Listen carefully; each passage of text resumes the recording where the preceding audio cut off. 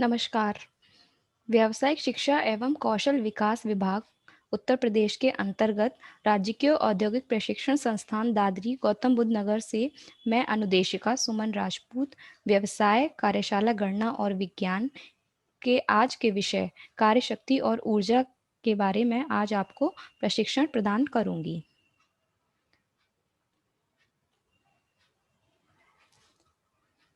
सबसे पहले हम कार्यसूची देखते हैं कि आज हम क्या-क्या पढ़ेंगे अपनी इस प्रेजेंटेशन में।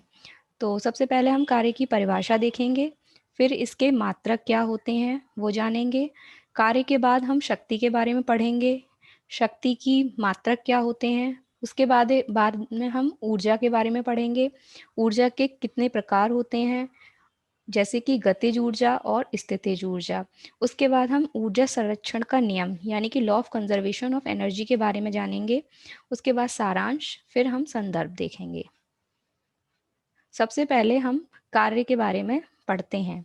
कार्य जिसे हम वर्क भी कहते हैं इंग्लिश में। तो जब किसी वस्तु पर कोई बल लगाने से उस वस्तु का बल की दिशा में विस्थापन यानी कि गति उत्पन्न होता है, तब माना जाता है कि कार्य हुआ है।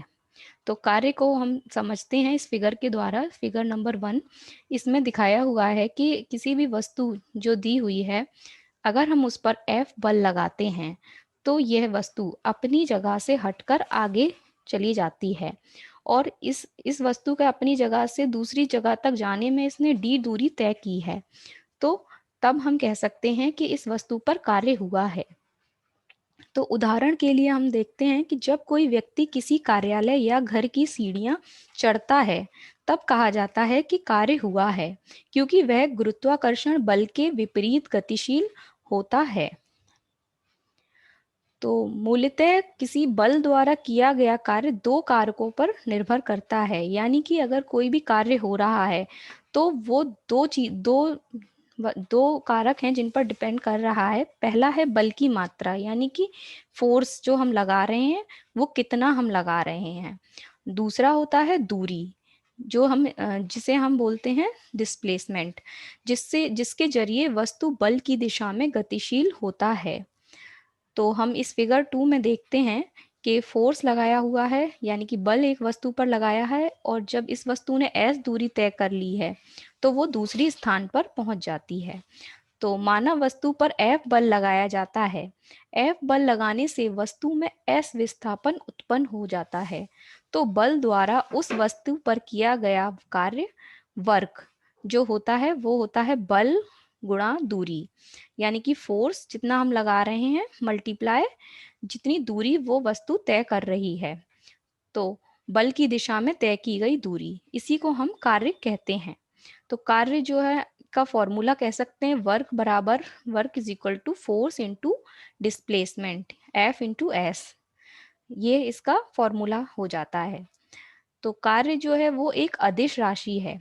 अदिश राशि का मतलब है कि वह राशि जिसका परिमाण होता है लेकिन कोई भी उसकी दिशा नहीं होती। तो कार्य जो होता है वो अदिश राशि कहलाता है और इसका जो मात्रक है वो जूल है। अगला हम कार्य का दूसरा केस देखते हैं कि जो इस फिगर नंबर 3 में भी दिखाया हुआ है। तो मान लीजिए विस्थापन बल की दिशा में उत्पन्न नहीं हो रहा, अर्थात किसी वस्तु पर चित्रानुसार बल पर एक थीटा पर आरोपित हो रहा है तथा विस्थापन क्षैतिज में उत्पन्न हो रहा है। तो ऐसी स्थिति में विस्थापन की दिशा में घटक को लिया जाता है और विस्थापन व विस्थापन की दिशा में बल के घटक को गुणा करके कार्य की गणना की जाती है। तो हम इस फिगर में देख रहे हैं कि एक वस्तु है जिस पर फोर्स लगाया जा रहा है, वो एक एंगल के द्वारा लगाया जा रहा है, यानी कि थीटा कोण से बनाया जा रहा है। जैसा कि लिखा हुआ है चित्रानुसार F बल किसी वस्तु पर थीटा कोण से लगाया जाता है, जिससे वस्तु में क्षैतिज में S विस्थापन उत्पन्न हो जाता है। यानी कि ये जो फोर्स लग रहा है ये एक एंगल से लग रहा है और ये एक थीटा एंगल कोण बना रहा है क्षैतिज दिशा से। तो अब जो फॉर्मूला है वर्क का, कार्य का, वो बदल जाएगा, पहले वाला नहीं रहेगा क्योंकि यहाँ पे एंगल आ गया है। तो वर्क बराबर हो जाएगा F into S cos theta, मतलब फोर्स जो लगाया जा रहा है साथ में जितनी दूरी उसने तय की s, साथ में एक एंगल बनाया है जो कि cos थीटा के रूप में आ रहा है यहाँ।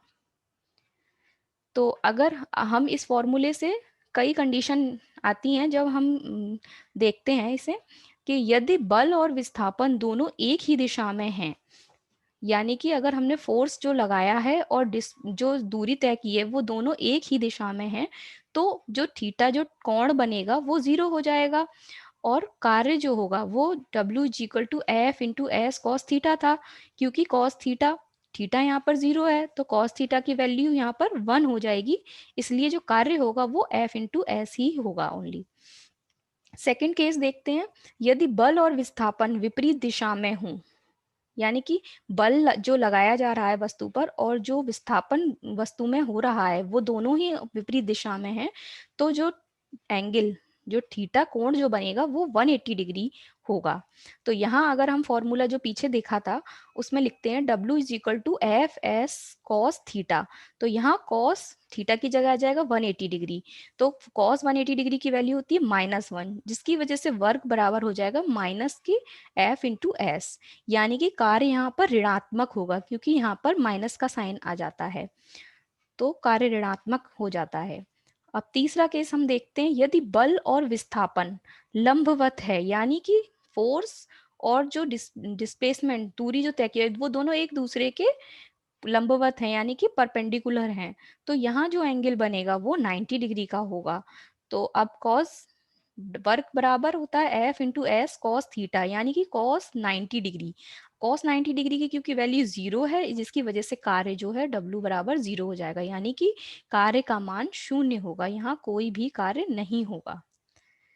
तो हम इस चीज को नोट करते हैं कि कार्य करने हेतु किसी बल के लिए शर्त होती है कि वह वस्तु में गति पैदा करे, अर्थात यदि तय की गई दूरी 0 है तो किसी वस्तु पर कार्य किया गया कार्य भी 0 होगा। तो कार्य हमारा तभी होगा जब हमने बल लगाया है और वह वस्तु गतिशील हो जाए, अन्यथा कार्य हमारा 0 हो जाएगा। इसे हम उदाहरण की सहायता से समझते हैं। यदि कोई व्यक्ति किसी दीवार को धक्का देता है और वह दीवार स्थिर रहती है, तब उस व्यक्ति द्वारा दीवार पर किया गया कार्य 0 कहलाएगा। यानी कि अगर कोई व्यक्ति दीवार को धक्का दे रहा है लेकिन दीवार अपनी जगह से नहीं हिल रही, तो वहां जो कार्य हो रहा है वो 0 यानी कि 0 हो रहा है, क्योंकि दीवार में कोई गति उत्पन्न नहीं होती है, लेकिन व्यक्ति द्वारा खुद के शरीर पर किया गया कार्य 0 नहीं होगा। हालांकि दीवार जो है वो गतिशील नहीं हो रही है तो कार्य 0 है, लेकिन व्यक्ति अपने शरीर पर कार्य कर रहा है क्योंकि उसे एक ऊर्जा की जरूरत पड़ रही है, तो उस व्यक्ति के शरीर पर जो कार्य है वह 0 नहीं होगा, क्योंकि दीवार को धक्का देने में के दौरान व्यक्ति ने ऊर्जा का प्रयोग किया जिसके कारण उसकी मांसपेशियों में खिंचाव हुआ और उसने थकान महसूस की। अगला उदाहरण देखते हैं, यदि कोई व्यक्ति अपने हाथ में भारी सूटकेस लेकर बस स्टॉप पर खड़ा हुआ है तो संभवतः वह जल्दी थक जाएगा, लेकिन इस स्थिति में भी वह कार्य नहीं कर रहा है। तो यहाँ भी हम देख सकते हैं कि अगर एक व्यक्ति है वो सूटकेस लेकर खड़ा हुआ है लेकिन वो गतिशील नहीं है, तो यहाँ भी कार्य जो है वो 0 हो जाएगा, क्योंकि उसने भार उठाया हुआ है लेकिन कोई कार्य नहीं हो रहा, क्योंकि कार्य होने के लिए बल के साथ साथ गतिशील होना भी जरूरी होता है। तो इससे यह स्पष्ट होता है कि किसी वस्तु पर सिर्फ बल लगाने से कार्य नहीं होता है, कार्य तभी होता है जब बल लगाने से वस्तु गतिशील होती है। अब हम कार्य की मात्रक यानी कि यूनिट ऑफ वर्क पढ़ेंगे। कार्य दो सदिश राशियों का गुणनफल है, परंतु कार्य एक अदिश राशि है। तो कार्य जो है वो एक अदिश राशि है यानी कि स्केलर क्वांटिटी है और इसका मात्रक न्यूटन मीटर होता है।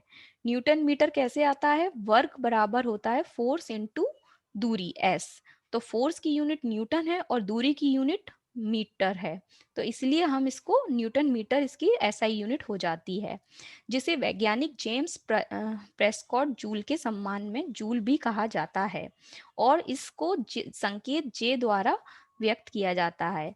तो हमारी जो कार्य की मात्रक है वो न्यूटन मीटर है या फिर हम इसे जूल भी कह सकते हैं और जे से हम इसे दिखाते हैं। तो यदि हम 1 जूल कार्य को बताएं कि कैसे होता है, तो हम कहेंगे 1 जूल कार्य बराबर होगा 1 न्यूटन बल गुणा 1 मीटर। यानी कि 1 न्यूटन बल अगर हम किसी एक वस्तु पर लगाते हैं और वह 1 मीटर दूरी तय करती है, तब हम कह सकते हैं कि 1 जूल कार्य हुआ है। तो कार्य के बाद अब हम शक्ति के बारे में पढ़ते हैं। शक्ति को हम पावर भी कहते हैं। तो शक्ति जो है वो है कार्य करने की दर को हम शक्ति कहते हैं। मतलब कार्य किस इस दर से हो रहा है। तो ये भी एक अदिश राशि है। और शक्ति को हम अगर फॉर्मूले के रूप में समझें तो शक्ति बराबर होता है किया गया कार्य बटे कार्य करने में लगा समय। यानी कि जो कार्य हमें कोई भी कार्य दिया गया है उसमें कार्य को करने में कितना समय लग रहा है, यह बताता है कि कितनी शक्ति की जरूरत पड़ रही है। या फिर power is equal to W upon T के फॉर्मूले से भी हम इसे समझ सकते हैं। यहाँ P बराबर है शक्ति यानी कि पावर, W बराबर किया गया कार्य वर्क, और T बराबर है कार्य करने में लगने वाला समय। इसके अलावा जब कार्य होता है तो उसमें कार्य के बराबर मात्रा में ऊर्जा खर्च होती है। ये ये तो सभी जानते हैं कि यदि कार्य होगा तो उसमें कहीं ना कहीं हमें कुछ एनर्जी खर्च करनी होगी, यानी कि ऊर्जा का खर्च भी होता है। इसीलिए शक्ति को ऊर्जा की खपत या उपयोग के दर के रूप में भी परिभाषित किया जाता है। तो अब हम शक्ति का ऊर्जा के रूप में देखते हैं कि शक्ति बराबर है ऊर्जा खपत बटे ऊर्जा खपत करने में लगा समय। यानी कि पावर बराबर एनर्जी अपॉन टाइम। यानी कि पावर, यहाँ P बराबर है शक्ति यानी कि एनर्जी, E बराबर है उपयुक्त ऊर्जा, एनर्जी कितनी यूज हुई है, और T बराबर है ऊर्जा खपत करने में लगा समय। अब हम शक्ति के मात्रक पढ़ते हैं, यानी कि इसकी क्या यूनिट है। तो 1 वॉट किसी उपकरण की वह शक्ति होती है जिसके कारण वह 1 जूल प्रति सेकंड की दर से कार्य करता है।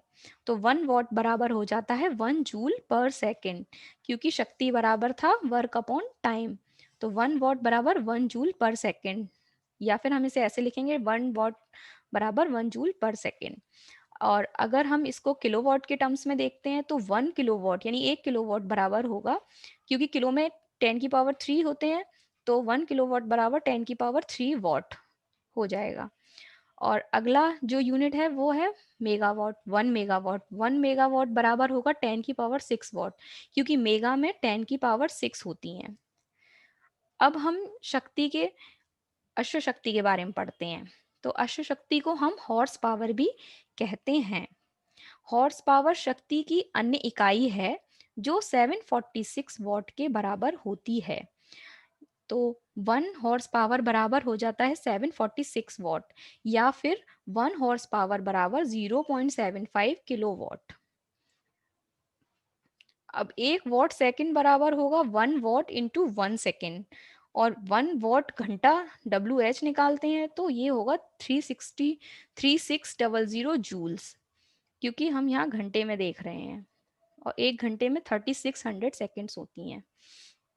1 किलोवाट घंटा देखेंगे तो वो बराबर होगा 3.6 इंटू 10 की पावर 6 जूल।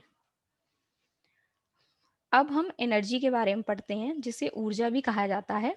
तो किसी वस्तु में कार्य करने की क्षमता को उस वस्तु की ऊर्जा कहते हैं। तो कोई भी वस्तु जो कार्य करने में समर्थ है उसमें ऊर्जा विद्यमान होती है। तो उसी वस्तु में जो कार्य करने की क्षमता है उसे हम वस्तु की ऊर्जा कहते हैं। तो ऊर्जा बराबर कह सकते हैं कि शक्ति गुणा समय भी होता है। ऊर्जा एक अदिश राशि है, इसका मात्रक जूल होता है। यह वस्तु में जिस कारण से कार्य करने की क्षमता आ जाती है उसे ऊर्जा हम कहते हैं।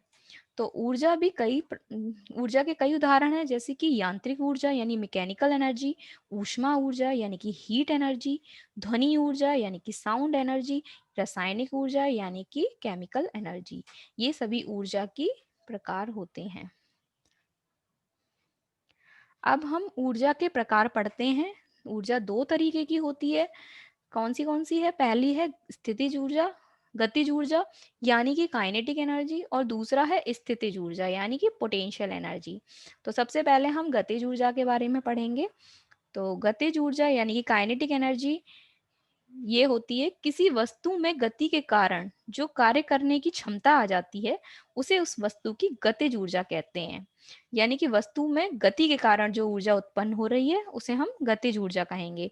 जैसे बहता हुआ पानी, चलती हवा, घूमता हुआ पहिया, गतिमान वाहन आदि। इन सभी एग्जाम्पल्स में हम देखेंगे कि जल, बहता हुआ जल यानी कि जल है वो बह रहा है, रुका हुआ नहीं है। हवा चलती हुई है, ये भी चल रही है, रुकी नहीं है। घूमता हुआ पहिया, ये भी गतिशील है। गतिमान वाहन यानी कि गति के कारण जो भी ऊर्जा उत्पन्न हो रही है उसे हम गतिज ऊर्जा कहेंगे। गतिज ऊर्जा का जो फॉर्मूला है वो है 1/2 इंटू द्रव्यमान इंटू वेग। इसको काइनेटिक एनर्जी भी कहते हैं, यानी kinetic energy is equal to 1/2 mv²। यहाँ पर m जो है वो द्रव्यमान है वस्तु का, जिसे हम किलोग्राम में दर्शाते हैं, और v जो है वो वस्तु का वेग यानी कि वेलोसिटी है, जो कि मीटर पर सेकंड में है। और g यहाँ पर गुरुत्वीय त्वरण है, यानी कि सेंटर ऑफ ग्रेविटी, जो मीटर पर सेकंड स्क्वायर में है। तो अब इस फॉर्मूले से देखेंगे कि यदि द्रव्यमान किसी भी वस्तु का यानी कि मास हम उसको दोगुना कर देते हैं तो गतिज ऊर्जा भी दोगुना हो जाएगी। और यदि हम द्रव्यमान जो है आधा कर देते हैं तो गतिज ऊर्जा भी आधी हो जाएगी, क्योंकि हम इस फॉर्मूले से यहाँ देख सकते हैं ये। इसी प्रकार यहाँ पर हम देखेंगे इस फॉर्मूले से कि वेलोसिटी v भी है यहाँ पर। तो यदि हम किसी वस्तु का वेग दोगुना कर देंगे तो वस्तु की ऊर्जा 4 गुनी हो जाएगी, क्योंकि v² है यहाँ पर। तो यानी कि दोगुना करें तो 2 की पावर 2 यानी कि 4 गुना जो है गतिज ऊर्जा हो जाएगी। और यदि वेग को हम आधा कर देंगे तो वस्तु की गतिज ऊर्जा भी 1/4 हो जाएगी। अब हम पोटेंशियल एनर्जी यानी कि स्थितिज ऊर्जा के बारे में पढ़ेंगे। यह किसी वस्तु में उसकी अवस्था या स्थिति के कारण होती है। स्थितिज ऊर्जा से ही हम समझ सकते हैं कि जो किसी भी वस्तु में एक अवस्था या स्थिति कारण जो कार्य करने की क्षमता है, हम उसे स्थितिज ऊर्जा कहेंगे। जैसे कि बांध बनाकर इकट्ठा किए गए पानी की ऊर्जा, घड़ी की चाबी में संचित ऊर्जा, तनी हुई स्प्रिंग या कमानी की ऊर्जा। इन सभी उदाहरणों में देख सकते हैं कि ये सभी जो है एक वस्तु में उसकी अवस्था या स्थिति के कारण ऊर्जा है। तो पोटेंशियल एनर्जी बराबर हो जाता है m इंटू जी इंटू एच। यहाँ पर m जो है वो वस्तु का द्रव्यमान है जो कि किलोग्राम में है, g जो है वो गुरुत्वीय त्वरण है जो मीटर पर सेकंड स्क्वायर में है, और h जो है वो ऊंचाई है, हाइट, जो मीटर में है। अब हम कुछ उदाहरण देखेंगे जिससे कि हमें गतिज ऊर्जा और स्थितिज ऊर्जा और भी अच्छे से समझ में आ जाएगी। तो सबसे पहले हम फिगर नंबर 4 देखते हैं। इसमें दिखाया हुआ है कि एक लड़की जब जैसे ही झूले से झूलना शुरू करती है तो उसके अंदर एक काइनेटिक एनर्जी यानी कि गतिज ऊर्जा उत्पन्न हो जाती है। तो ये उदाहरण गतिज ऊर्जा का है। फिगर नंबर 5 से हम देख सकते हैं कि एक लड़की खड़ी हुई है जो कि अपने हाथों में बॉल पकड़े हुए है। तो यहाँ ये बॉल अपने हाथों में जब तक पकड़े है तब तक इसके अंदर पोटेंशियल एनर्जी यानी कि स्थितिज ऊर्जा है। और जैसे ही ये लड़की बॉल को नीचे फेंक देती है तो जो इस बॉल के अंदर जो पोटेंशियल एनर्जी थी यानी कि स्थितिज ऊर्जा थी वो अब गतिज ऊर्जा में बदल जाती है, ट्रांसफॉर्म हो जाती है। अगला एग्जाम्पल है, फिगर नंबर 6 में देख सकते हैं कि एक जो बच्चा है वो साइकिल से किसी भी पहाड़ के ऊपर चढ़ रहा है। तो अभी क्योंकि इसके अंदर गति है साइकिल में, तो हम देख सकते हैं कि इसके अंदर गतिज ऊर्जा है, और जैसे ही ये पहाड़ के टॉप पर पहुंच जाता है तो इस बच्चे के अंदर जो है एक पोटेंशियल एनर्जी यानी कि स्थितिज ऊर्जा होगी। फिर जैसे ही ये दोबारा से उस पहाड़ से नीचे उतरना शुरू करता है तो फिर से जो इसके अंदर गति स्थितिज ऊर्जा थी वो गतिज ऊर्जा में बदल जाती है। तो फिर अगला हम फिगर 7 में देखते हैं एक और उदाहरण कि सबसे पहले एक आदमी जो है हैमर लेके, अगर जब तक उसके हाथ में हैमर है, उसने उस पे कोई कार्य नहीं कर रहा है, तो तब तक वो पोटेंशियल एनर्जी यानी कि स्थितिज ऊर्जा इस हैमर के अंदर है। और जैसे ही इसने इस हैमर से कील के ऊपर दाब डालना शुरू किया, तो ये जो इस हैमर के अंदर जो स्थितिज ऊर्जा थी वो गतिज ऊर्जा में परिवर्तित हो गई। और फिर जब इसने चोभे के ऊपर इस हैमर को मारा तो एक कार्य हुआ जिससे कि एक मैकेनिकल एनर्जी में ये कन्वर्ट हो गई। अगला हम देख सकते हैं कि एक आदमी जो है तीर कमान लेके खड़ा हुआ है। जब तक वो तीर को धनुष में ही रखे है, उसको नहीं छोड़ता, तब तक उसके अंदर एक स्थितिज ऊर्जा है। और जैसे ही उसने तीर को अपने हाथ से छोड़ दिया तो तीर ने की जो गतिज ऊर्जा स्थितिज ऊर्जा थी वो गतिज ऊर्जा में परिवर्तित हो गई। तो ये सभी उदाहरण हमें दिखाते हैं, समझाते हैं काफी अच्छे से कि स्थितिज ऊर्जा और गतिज ऊर्जा में क्या अंतर है। अब हम ऊर्जा संरक्षण का नियम पढ़ेंगे, जिसे हम law of conservation of energy भी कहते हैं। तो ऊर्जा का ना तो निर्माण होता है ना ही विनाश, अर्थात विश्व की कुल ऊर्जा नियत रहती है। ऊर्जा जो जिसे हम एनर्जी कहते हैं, इसको ना ही हम उत्पन्न कर सकते ना ही नष्ट कर सकते हैं। तो सिर्फ हम ऊर्जा को एक रूप से दूसरे रूप में रूपांतरित कर सकते हैं। जब भी ऊर्जा किसी रूप में लुप्त होती है, ठीक उतनी ही ऊर्जा अन्य रूपों में प्रकट हो जाती है। यह ऊर्जा संरक्षण का नियम कहलाता है। तो ऊर्जा जो है ना ही उत्पन्न की जा सकती ना ही नष्ट की जाती, सिर्फ इसे एक फॉर्म से एक रूप से दूसरे रूप में हम परिवर्तित कर सकते हैं। तो अब हम इस ऊर्जा के एक रूप से दूसरे परिवर्तित होने के उदाहरण को पढ़ते हैं, जो इस प्रकार हैं कि जब हाथों से को रगड़ा जाता है, तब यांत्रिक ऊर्जा घर्षण के द्वारा ऊष्मा ऊर्जा में बदलती है। यानी कि जब हम अपने हाथों को रगड़ते हैं तो एक जो मैकेनिकल एनर्जी यानी कि यांत्रिक ऊर्जा है वो घर्षण की वजह से ऊष्मा ऊर्जा में परिवर्तित हो जाती है। दूसरा उदाहरण है, जब पत्थरों को काटने या पीसने के लिए आरी का प्रयोग करने पर यांत्रिक ऊर्जा ऊष्मा, प्रकाश और ध्वनि ऊर्जा में परिवर्तित होती है। यानी कि पत्थरों को काटते या पीसते हैं अगर हम आरी से, तो उसकी वजह से यांत्रिक ऊर्जा जो है ऊष्मा, प्रकाश और ध्वनि ऊर्जा में परिवर्तन हो जाती है। तीसरा है, बांधों में पानी में स्थितिज ऊर्जा होती है। जब जल को मुक्त किया जाता है, तब बहते या मुक्त जल में गतिज ऊर्जा होती है। बहते हुए पानी की गतिज ऊर्जा टरबाइन की पत्तियों को घुमाने से यांत्रिक ऊर्जा में परिवर्तित होती है। टरबाइन की यांत्रिक ऊर्जा को डायनेमो विद्युत ऊर्जा में बदल देते हैं। तो अगर हम बांध पर देखते हैं कि पानी अगर है तो पानी में एक स्थितिज ऊर्जा होती है। जब हमने जल को मुक्त कर दिया, उसकी वजह से उसके अंदर एक गतिज ऊर्जा उत्पन्न हो जाती है और इस गतिज ऊर्जा को टरबाइन की पत्तियों को घुमाने में यूज करते हैं तो यांत्रिक ऊर्जा भी मिलती है और टरबाइन की यांत्रिक ऊर्जा को डायनामो विद्युत ऊर्जा में बदल देती है। अगला एग्जाम्पल है विद्युत हीटर यानी कि इलेक्ट्रिक हीटर या अवन या गीजर में विद्युत ऊर्जा होती है यानी कि इलेक्ट्रिक एनर्जी होती है। तो ये सब जो है ऊष्मा ऊर्जा में परिवर्तित हो जाती हैं। अगला इसका उदाहरण है विद्युत जनरेटर। जो जनरेटर होता है उसके अंदर यांत्रिक ऊर्जा यानी कि मैकेनिकल एनर्जी को कन्वर्ट कर देते हैं हम किसमें, इलेक्ट्रिकल एनर्जी में, विद्युत ऊर्जा में परिवर्तित हो जाती है। अगला उदाहरण है, जब पदार्थों को विस्फोटित किया जाता है तब रासायनिक ऊर्जा ऊष्मा, प्रकाश और ध्वनि ऊर्जा में परिवर्तित हो जाती है। यानी कि जब हम पदार्थों का विस्फोटन करते हैं तो उसके अंदर जो केमिकल एनर्जी होती है वो ऊष्मा यानी कि हीट एनर्जी, लाइट एनर्जी और साउंड एनर्जी में परिवर्तित हो जाती है। अगला लास्ट उदाहरण है, प्रकाश संश्लेषण की क्रिया के दौरान प्रकाश ऊर्जा रासायनिक ऊर्जा में परिवर्तित हो जाती है। ये सभी जो एग्जाम्पल हैं ये हमें ये दिखाते हैं कि ऊर्जा को हम एक रूप से दूसरे रूप में परिवर्तित कर सकते हैं, लेकिन हम उसको ना तो उत्पन्न कर सकते ना ही नष्ट कर सकते हैं। तो अभी हमने जितना कुछ भी इस इन स्लाइड्स में पढ़ा उसको हम एक सारांश के रूप में पढ़ते हैं। सबसे पहले हमने पढ़ा कार्य के बारे में। तो कार्य जो था वो किसी वस्तु पर लगने वाले बल और विस्थापित दूरी के गुणनफल को कार्य कहते हैं। तो कार्य बराबर था work is equal to force into दूरी, इस डिस्प्लेसमेंट, और इसकी इकाई जो थी वो न्यूटन मीटर थी, या हम कार्य की जो इकाई जूल भी कहलाती है।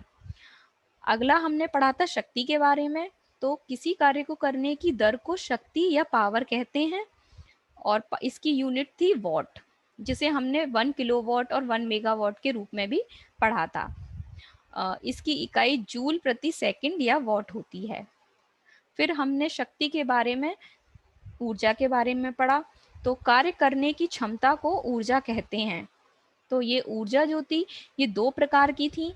पहली हमने गतिज ऊर्जा पढ़ी थी, दूसरी स्थितिज ऊर्जा। गतिज ऊर्जा जो किसी वस्तु में गति के कारण थी, उसे हम गतिज ऊर्जा कहते हैं, और किसी वस्तु में उसकी अवस्था या स्थिति के कारण जो ऊर्जा थी, उसे हमने स्थितिज ऊर्जा के रूप में पढ़ा, जिसका हमने काफ़ी डिटेल में फॉर्मूला और उदाहरण के रूप में समझा कि दोनों में गतिज ऊर्जा और स्थितिज ऊर्जा में क्या अंतर होते हैं और इनके क्या फॉर्मूले होते हैं।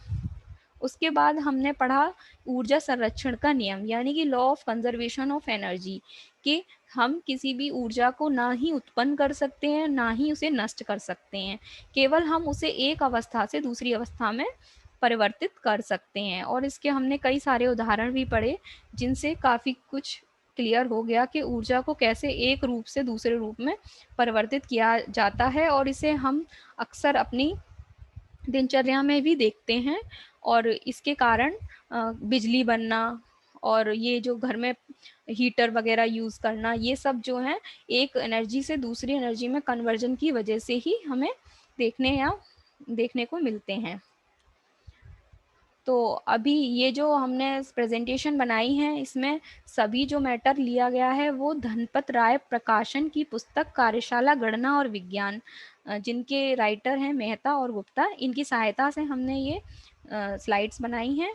और दूसरा जो हमने लिया है वो नीलकंठ प्रकाशन की पुस्तक कार्यशाला गणना और विज्ञान, जिसके ऑथर हैं संजीव भार्गव और मुकेश माथुर।